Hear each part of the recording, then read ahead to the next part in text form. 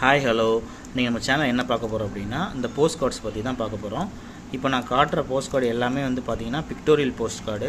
இது எப்படி நான் கலெக்ட் பண்ணேன் அப்படின்னா வேர்ல்டு வைடாக எனக்கு வந்து சில ஃப்ரெண்ட்ஸ் வந்து அங்கேருந்து அனுப்புவாங்க.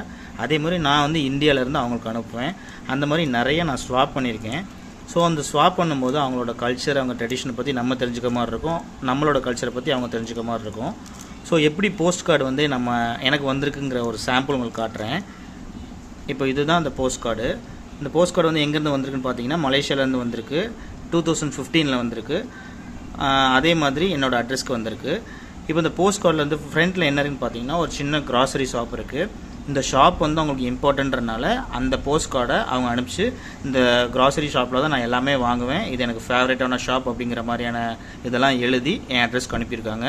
சேம் லைக் நானும் இந்தியாவிலேருந்து வேர்ல்டு வைடாக எல்லா கண்ட்ரீஸ்க்குமே நான் அனுப்பியிருக்கேன். அப்படி அனுப்பின கண்ட்ரிஸ் எல்லாமே தான் இப்போ நான் உங்களுக்கு காட்டுறேன்.